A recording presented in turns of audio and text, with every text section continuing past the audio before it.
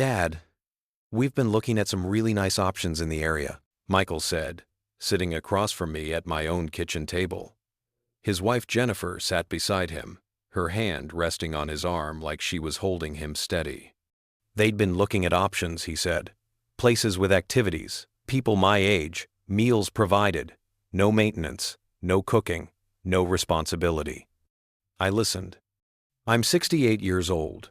I raised Michael by myself after his mother died when he was 9.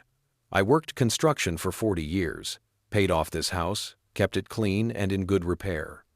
My body is slower than it used to be, but my mind is sharp and my hands still work. Jennifer leaned forward with that careful, polished concern people use when they've already decided what's best for you. She talked about falls, emergencies, about being alone.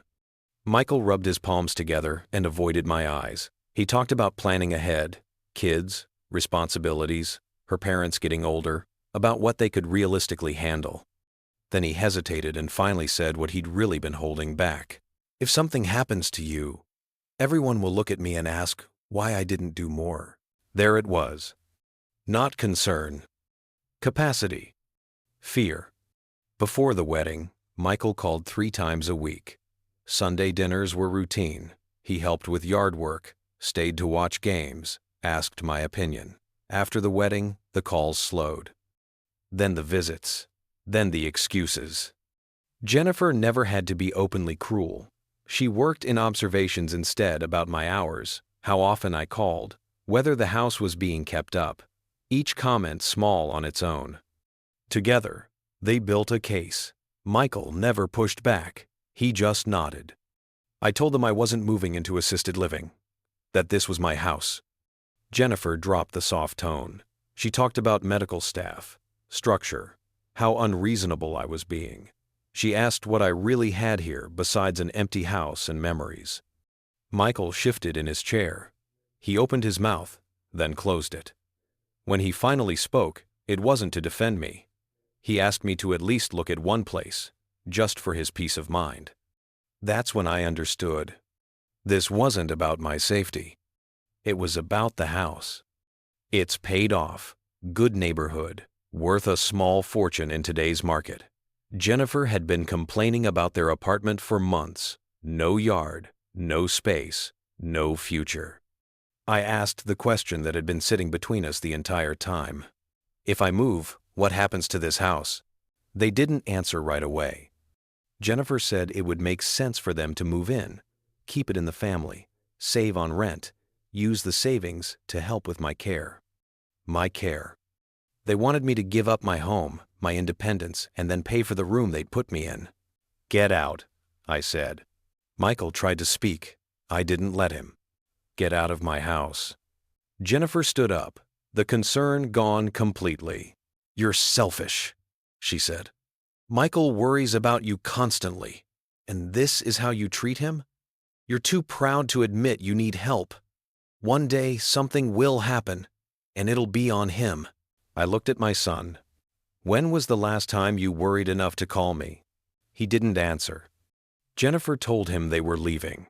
He followed her to the door. Michael looked back once. For a moment, I saw the boy I raised. Then the door closed. That was 6 weeks ago.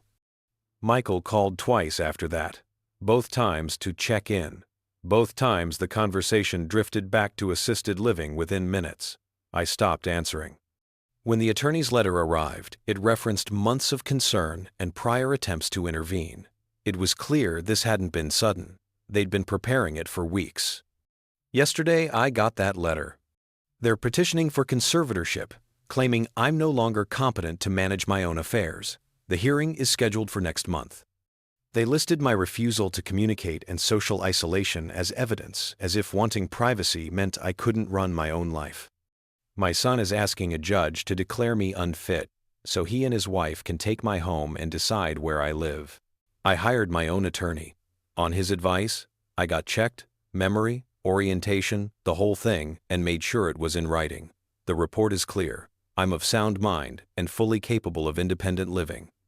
I saved texts, screenshots, every voicemail. I kept a timeline. Still, at night, Lying in this house, I ask myself how it came to this. I raised my son alone. I worked double shifts to put him through college. I taught him right from wrong. Now he sees me as a problem to solve.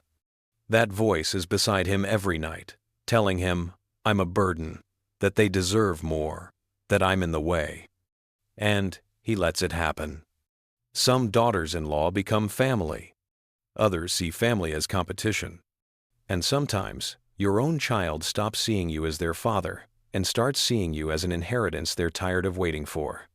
If you've watched this far, I'd appreciate it if you'd subscribe. More stories coming soon.